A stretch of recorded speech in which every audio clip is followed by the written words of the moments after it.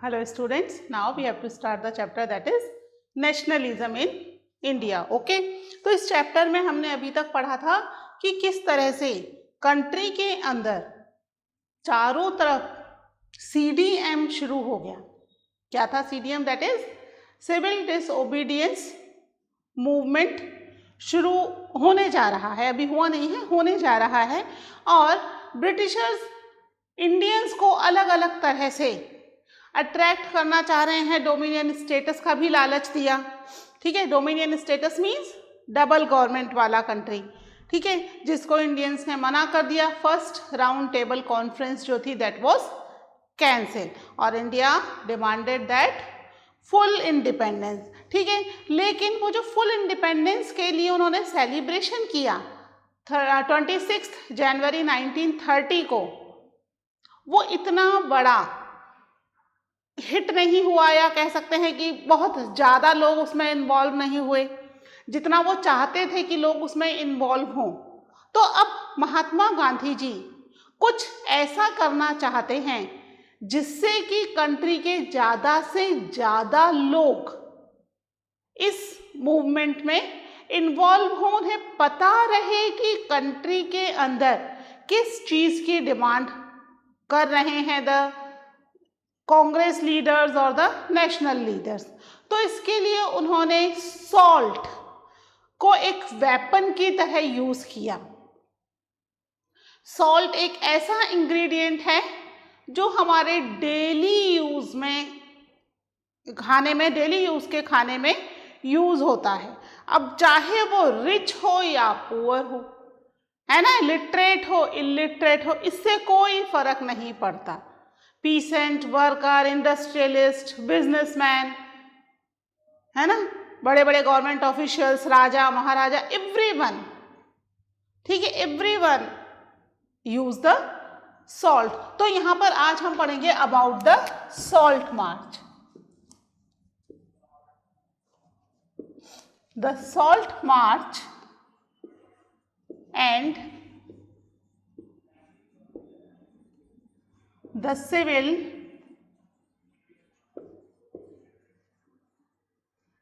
disobedience movement.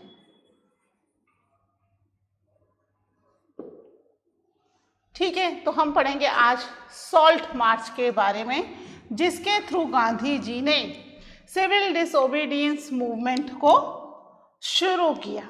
ठीक है, तो यहां पर गांधी जी ने सॉल्ट को, गांधी जी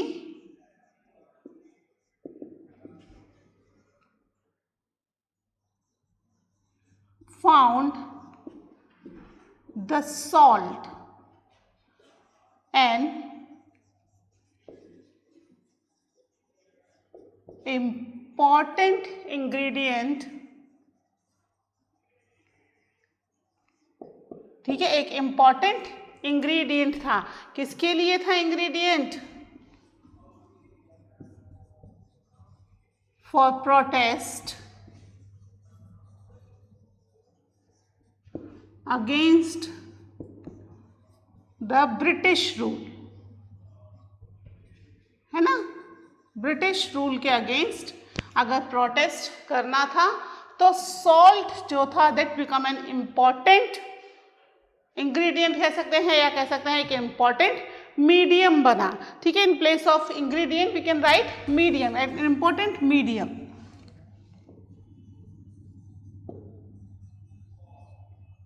ठीक है, मीडियम एक इम्पॉर्टेंट मीडियम बना. किस लिए? For the protest against the British rule, British rule के अगेंस्ट प्रोटेस्ट करने के लिए. तो इस समय लॉर्ड इरविन, ठीक है, इंडिया के गवर्नर थे, ही वॉज रूलिंग देयर. तो गांधी जी ने लॉर्ड इरविन को एक लेटर लिखा. पहले याद है ना, लॉर्ड इरविन ने ही क्या किया था? They offered Indians a dominion status, है ना. तो गांधी जी ने लॉर्ड इरविन को एक लेटर लिखा.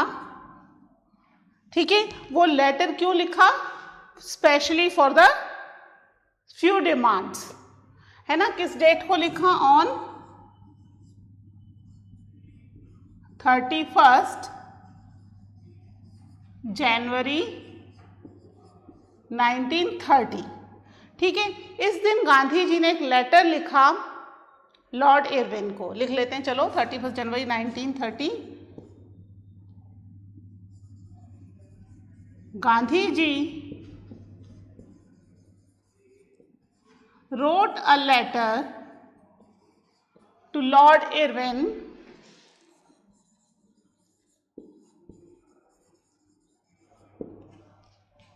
ठीक है। अब इस लेटर के अंदर क्या थे? There was 11 demands. Lord Irwin for 11 demands for Indians. ठीक है, इंडियंस के लिए उन्होंने 11 डिमांड से भरा हुआ एक लेटर लॉर्ड इरविन को सेंड किया। ठीक है, उनको लिख करके भेजा। क्यों? अब ये 11 डिमांड्स क्या थी? ये 11 डिमांड्स इंडिया के हर एक कैटेगरी के लोगों के लिए अलग अलग तरह की डिमांड्स थी। कुछ डिमांड्स पीसेंट्स के लिए, कुछ वर्कर्स के लिए, कुछ इंडस्ट्रियलिस्ट के लिए, कुछ बिजनेसमैन के लिए, अलग अलग लोगों के लिए, कुछ पॉलिटिकल पार्टी के लिए, पॉलिटिकल पावर के लिए। तो ये जो डिमांड थी, यहाँ पर गांधी जी ने ये डिमांड्स रखी किसके आगे? लॉर्ड इरविन के आगे। और उन्हें कुछ टाइम पीरियड दिया कि भाई इतना टाइम पीरियड आप लो और ये 11 डिमांड्स के बारे में आप बताओ कि आप इसे फुलफिल करोगे या नहीं। ठीक है, अगर आप फुलफिल कर देते हो तो वेल एंड गुड, हम तो चाह ही रहे हैं कि आप ये 11 डिमांड्स फुलफिल कर दो। लेकिन अगर आप ये 11 डिमांड्स पूरी नहीं करते हो, टाइम दे दिया उन्होंने यहां पर उनको ऑफ 11 मार्च। ठीक है, 31 जनवरी को ये लेटर दिया गया था और उसके बाद यहां पर उन्होंने उन्हें टाइम दे दिया 11 मार्च तक का, कि 11 मार्च तक का आपके पास टाइम है। Either you have to fulfill these demands or be prepared for the protest. Okay? और ये 11 डिमांड्स सभी के लिए थी। Workers, peasants, industrialist, businessman, political leaders, सबके बारे में कुछ डिमांड्स थी, है ना। तो यहाँ पर लॉर्ड इरविन ने इन डिमांड्स को लेकर कोई भी बातचीत नहीं की गांधी जी से। 11 मार्च तक गांधी जी ने वेट किया, as he mention in his letter, कि भाई आप 11 मार्च तक मुझे बता दो आपकी जो भी डिसीजन है, आइदर यस और नो, है ना। भाई इसमें से सारी डिमांड्स पूरी करोगे, कुछ करोगे, नहीं करोगे। लॉर्ड इरविन ने यहाँ पर नेगोशिएशन करने की भी कोशिश नहीं की, है ना। नेगोशिएशन मतलब 11 में से 5 पूरी कर देंगे, 6 नहीं कर पाएंगे, 4 करेंगे, एज सच कोई नेगोशिएशन नहीं किया। यानी कि ब्रिटिश गवर्नमेंट की तरफ से या लॉर्ड इरविन की तरफ से 11 मार्च तक गांधी जी को कोई आंसर नहीं मिला। तो उन्होंने ऑलरेडी लेटर में मेंशन किया था कि 11 मार्च तक अगर नहीं मिलेगा कोई भी रिप्लाई या आप डिमांड फुलफिल नहीं करोगे, तो फ्रॉम द नेक्स्ट डे यानी 12 मार्च से we start the movement. Okay, तो 11 मार्च तक कोई रिप्लाई नहीं आया, तो अगले दिन से यानी कि 12 मार्च से गांधी जी ने प्रोटेस्ट शुरू किया। इस प्रोटेस्ट के लिए उन्होंने जो इंग्रेडिएंट चुना वो तो हमने पहले ही देख लिया, सॉल्ट था। ठीक है, यहां पर मेन डिमांड जो थी, मोस्ट, इस लेटर के अंदर भी most important demand was abolition of salt tax. उन्होंने सॉल्ट के ऊपर भी टैक्स लगाया हुआ था। Indians were not allowed to prepare और sold the salt in the market. Britishers ही बनाएंगे और ब्रिटिशर्स ही सॉल्ट मार्केट में बेचेंगे। तो सबसे जो इंपॉर्टेंट डिमांड थी वो थी एबोलिशन ऑफ सॉल्ट टैक्स। ठीक है, क्यों सॉल्ट टैक्स को एबोलिशन किया जाए? As It was an important ingredient of everyone's life. ठीक है, हर एक की लाइफ का एक इम्पॉर्टेंट इंग्रेडिएंट था।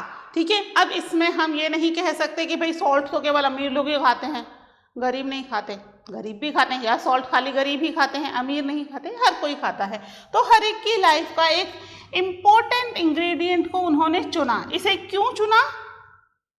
जिससे हर कम्युनिटी का व्यक्ति, हर क्लास का व्यक्ति इस मूवमेंट में पार्टिसिपेट कर सके। कोई ये ना कहे कि भाई ये तो मेरे इंटरेस्ट का है ही नहीं।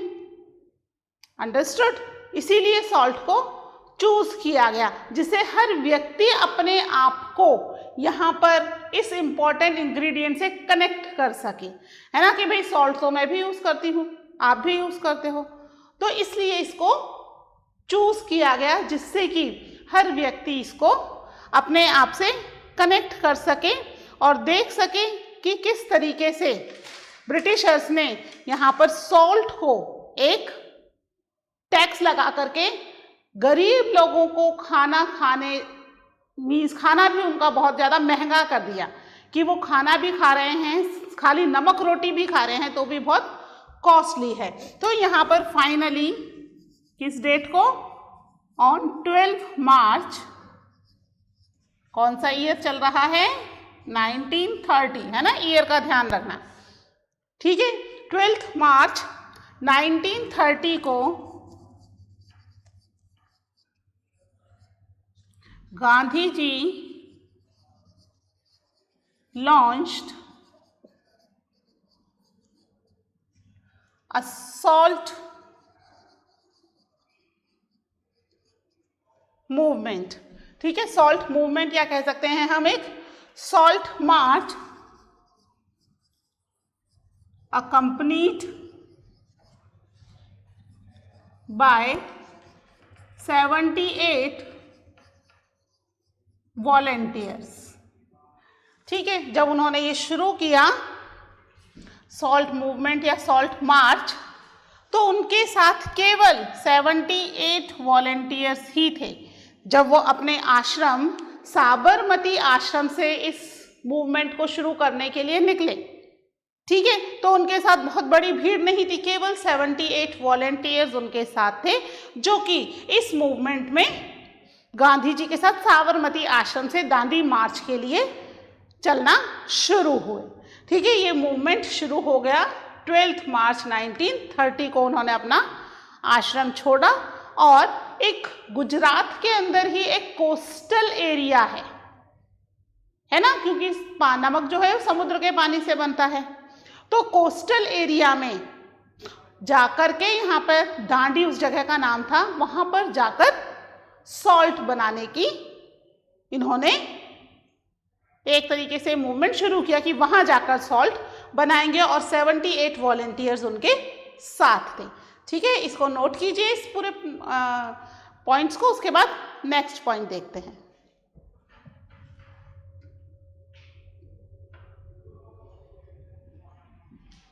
ठीक है, इसको रब कर दूं। तो जब गांधी जी चले तो उनके साथ कितने लोग थे? केवल ओनली 78 पीपल। लेकिन जब वो पहुंचे दांडी तो he was accompanied more than 1000 people, है ना। कहाँ से आए इतने सारे लोग और क्यों आए? हाँ, रास्ते से जहां जहां भी गांधी जी रुक रहे थे वहां सब जगह से लोगों ने उनकी बातें सुनी, उनके विचार सुने, और कुछ लोग उनके साथ हो लिए हर जगह से, है ना। अभी देखते हैं हम कितना डिस्टेंस था, क्या था।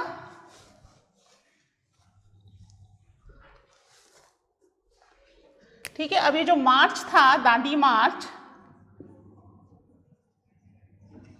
The march was over 240 miles, ठीक है, इतनी दूरी का मार्च उन्हें, इतना डिस्टेंस कवर करना था। कहाँ से करना था? 240 miles from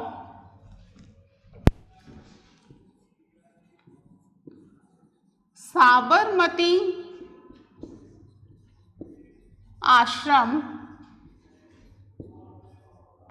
to a Gujarati coastal town. ठीक है, गुजरात में ही एक कोस्टल टाउन था, क्या नाम था? दांडी। ठीक है, इसलिए इसको दांडी मार्च भी बोलते हैं, क्योंकि गांधी जी ने साबरमती से दांडी की तरफ मार्च किया था, तो it is known as the Dandi march. तो अब ये जो डिस्टेंस था दैट वाज ऑफ 240 माइल्स का डिस्टेंस था, जिसे उन्होंने 24 डेज में कंप्लीट किया। यानी हर दिन लगभग एक एवरेज निकालें तो 10 माइल्स वो चलते थे। ठीक है, तो 10 माइल्स का डिस्टेंस पर डे कवर करके फाइनली दांडी मार्च पहुंचे विद इन 24 डेज। अब जहां जहां भी ये जाते थे, रास्ते में जो भी विलेज टाउन पड़ रहा था वहां पर रुकते, लोगों के साथ बातचीत करते, उन्हें बताते कि ये जो सिविल डिसोबीडियंस मूवमेंट है ये एग्जैक्टली में है क्या, है ना। हमने पहले देखा था कि नॉन कोऑपरेशन मूवमेंट शुरू हुआ था, बट लोगों को पता ही नहीं था, हर एक ने इसको अपने हिसाब से इंटरप्रेट किया। वो तो सिविल डिसोबीडियंस मूवमेंट को भी अपने हिसाब से इंटरप्रेट करेंगे, पर यहाँ पर गांधी जी की एक कोशिश थी कि इतने डिस्टेंस में जितने भी लोग उनसे मिले वो उन सबको ये बता दें कि एक्चुअली में वो कर क्या रहे हैं और क्यों कर रहे हैं, है ना। सिविल डिसोबीडियंस मूवमेंट के मायने क्या हैं, व्हाट इज इट मीन। तो यहाँ पर वो बातचीत करके सभी लोगों को ये समझाने की कोशिश करते थे कि वो सॉल्ट मार्च या सॉल्ट टैक्स के अगेंस्ट क्या कर रहे हैं, क्यों कर रहे हैं, और सिविल डिसोबीडियंस मूवमेंट को किस तरीके से लॉन्च किया जा रहा है। ठीक है, तो जितने भी लोग उनकी बातें सुनते, काफी लोग उनसे बहुत इन्फ्लुएंस होते और उनके साथ चलते थे। तो वो जो 78 वॉलंटियर्स लेकर आए थे वो बढ़ते बढ़ते बढ़ते बढ़ते हजारों की संख्या में पहुंच गए, और 24 दिन के बाद ऑन 6 अप्रैल 1930 को, ठीक है, कहां पहुंच गए ये?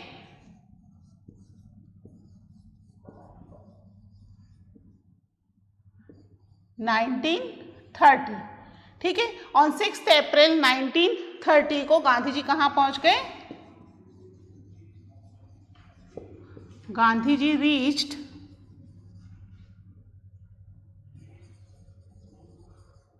Coastal town Dandi. ठीक है, क्यों गए थे? To manufacture the salt law को तोड़ने के लिए। ठीक है, Dandi, and he manufactured the salt and violated the salt law. ठीक है, मेनली इसीलिए तो गए थे, सॉल्ट लॉ को वायोलेट करने के लिए, सॉल्ट लॉ को तोड़ने के लिए। ठीक है, तो वो कोस्टल टाउन दांडी पहुंचे, वहां पर उन्होंने वाटर को बॉईल किया, कोस्टल वाटर को, है ना, ओशन वाटर को, नमक मैन्युफैक्चर किया और लोगों में नमक डिस्ट्रीब्यूट किया फ्री ऑफ कॉस्ट। जो नमक अभी तक लोग पैसे दे करके खरीद रहे थे। ठीक है, इस तरीके से सिविल डिसओबीडियंस मूवमेंट में गांधी जी ने पहला लॉ ब्रेक किया। ठीक है, सॉल्ट लॉ ब्रेक कर दिया। अब सॉल्ट पर कोई भी टैक्स नहीं देगा, किसी को टैक्स देने की जरूरत नहीं है। अब यहाँ पर जैसे ही गांधी जी ने ये लॉ तोड़ा, हजारों की संख्या में लोग सॉल्ट मैन्युफैक्चर्ड करने लग गए और लोगों को डिस्ट्रीब्यूट करना शुरू कर दिया। ब्रिटिश की फैक्ट्रीज थी जो सॉल्ट मैन्युफैक्चर करने वाली, उसके सामने खड़े होकर इंडियन लोग फ्री ऑफ कॉस्ट सॉल्ट लोगों को डिस्ट्रीब्यूट कर रहे थे। ठीक है, तो इस तरीके से सॉल्ट लॉ तो हो गया खत्म। अब लोगों ने दूसरे लॉस भी तोड़ने शुरू कर दिए, खाली एक ही लॉ के लिए तो नहीं था ना सिविल डिसोबीडियंस मूवमेंट। जो दूसरे लॉ थे लाइक फॉरेस्ट लॉ है, फॉरेस्ट लॉ को ब्रेक करना शुरू कर दिया। जो पीसेंट्स टैक्सेस और रेंट देने की प्रॉब्लम से परेशान थे, उन्होंने वो टैक्सेस और रेंट देना बंद कर दिया। ठीक है, तो यहाँ पर ब्रिटिशर्स के अगेंस्ट एक तरीके से लोगों का लॉ तोड़ने का काम शुरू हो गया। ठीक है, thousands of person in the country, ठीक है, थाउजेंड्स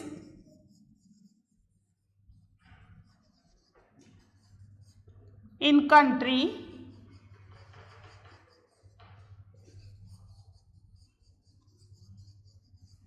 manufactured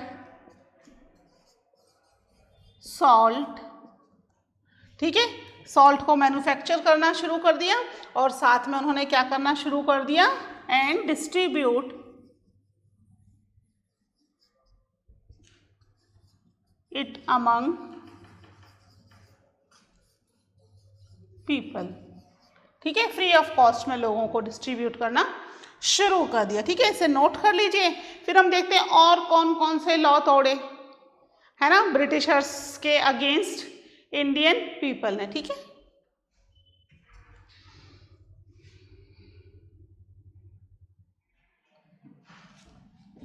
ओके, तो इस तरीके से सॉल्ट मार्च या दांडी मार्च, है ना, दांडी मार्च भी बोलते हैं इसको, कई बार दांडी मार्च करके भी इसका क्वेश्चन आता है। तो सॉल्ट मार्च या दांडी मार्च एक तरीके से सक्सेसफुली फुलफिल हो गया और लोगों ने गांधी जी के इंस्ट्रक्शन के हिसाब से, क्योंकि सिविल डिसोबीडियंस मूवमेंट है ये, नॉन कॉपरेशन नहीं है ना, आपको लॉ तोड़ने हैं, आपको ब्रिटिशर्स के बनाए हुए रूल्स रेगुलेशंस फॉलो नहीं करने हैं, आपको उनके अगेंस्ट जाना है। तो यहाँ पर लोगों ने लॉ तोड़ने शुरू कर दिए। कॉलोनियल लॉ वर वायोलेटेड। ठीक है, इसके अलावा कौन कौन से कॉलोनियल लॉ, फॉरेस्ट लॉ, ठीक है, फॉरेस्ट लॉ क्या था, फॉरेस्ट के अंदर एंट्री जो थी ट्राइबल पीपल की, दैट वाज बैन, है ना, हमने 9th क्लास में पढ़ा था ना फॉरेस्ट लॉ के बारे में।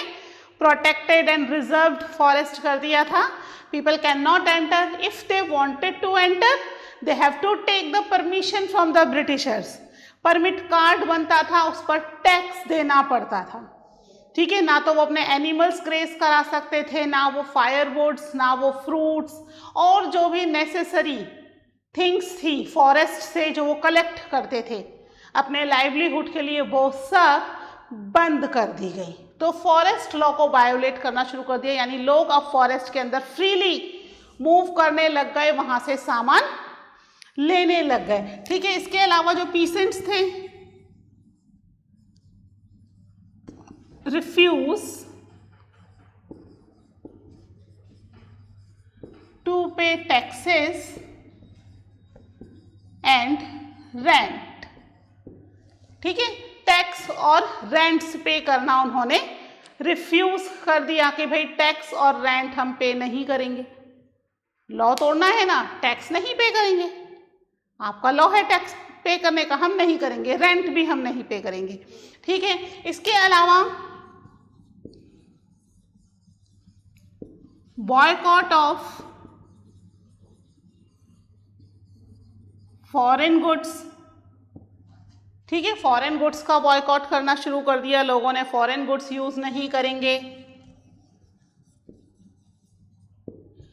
लिक्विड शॉप्स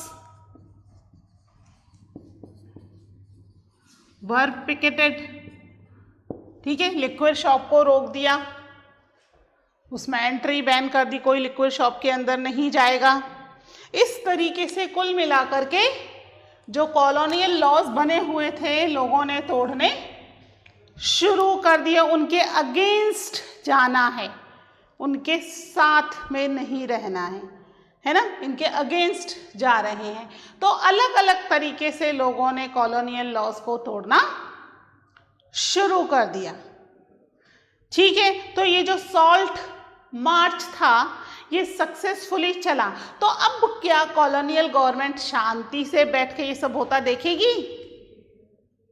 नहीं ना। तो अब ब्रिटिश गवर्नमेंट ने इसके अगेंस्ट सप्रेस करना शुरू कर दिया। ठीक है, वो नहीं चाहती थी कि ये सब हो, पर ये हो रहा है। तो अब उन्होंने जो इम्पोर्टेंट लीडर्स थे उन्हें जगह जगह से पिक करके जेल में डालना शुरू कर दिया, है ना। गफ्फार खान, उन्हें जेल में डाला, महात्मा गांधी को भी जेल में डाल दिया, और भी बहुत सारे इम्पोर्टेंट लीडर्स थे कांग्रेस के, उन्हें जेल में डाल दिया। ठीक है, बुरी तरीके से सत्याग्रही और जो वुमेन चिल्ड्रन प्रोटेस्ट कर रहे थे उनको मारा जाने लगा। ठीक है, क्या किया ब्रिटिशर्स ने? ये तो हो गए कॉलोनियल लॉ। अब हम क्या देख रहे हैं? How the government suppress the revolt. ठीक है, तो रिवोल्ट को सप्रेस करने के लिए सबसे पहले उन्होंने अप्रैल 1930 में अब्दुल गफ्फार खान वर अरेस्टेड। ठीक है, कौन है ये अब्दुल गफ्फार खान? गांधी जी के डिसाइपल मान लो, या एक तरीके से इनको भी गांधी जी ही माना जाता था, है ना। गांधी जी के डिसाइपल थे, उनके बताए हुए तरीकों पर चलते थे, और हमारे एक इम्पॉर्टेंट उस समय फ्रीडम फाइटिंग के इम्पॉर्टेंट पॉलिटिकल लीडर भी थे। तो इन्होंने अब्दुल गफ्फार खान जी को जेल में डाल दिया। उसके एक महीने बाद ही, एक महीने बाद मतलब मई में, है ना, मई के अंदर गांधी जी को भी जेल में डाल दिया।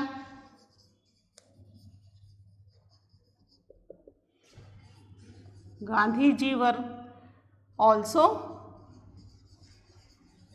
अरेस्टेड। गांधी जी के अरेस्ट का बहुत ही ज़्यादा असर पड़ा लोगों के ऊपर। इसमें स्पेशली शोलापुर के जो वर्कर्स थे उन्होंने बहुत वॉयलेंट रिवोल्ट करना शुरू कर दिया।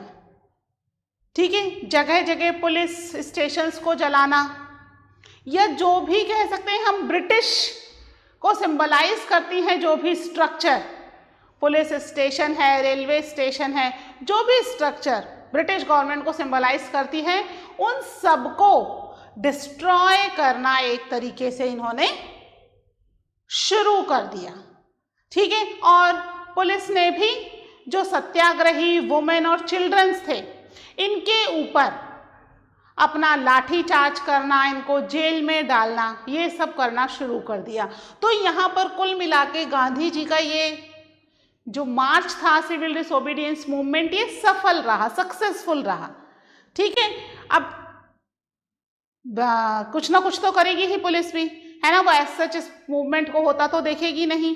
तो यहाँ पर इस मूवमेंट के अगेंस्ट में ये सब चीजें होना शुरू हुई, सोलापुर वर्कर्स वाला, और पुलिस जो है वो सत्याग्रही और वुमेन को भी टॉर्चर कर रही है, मार रही है और जेल में डाल रही है।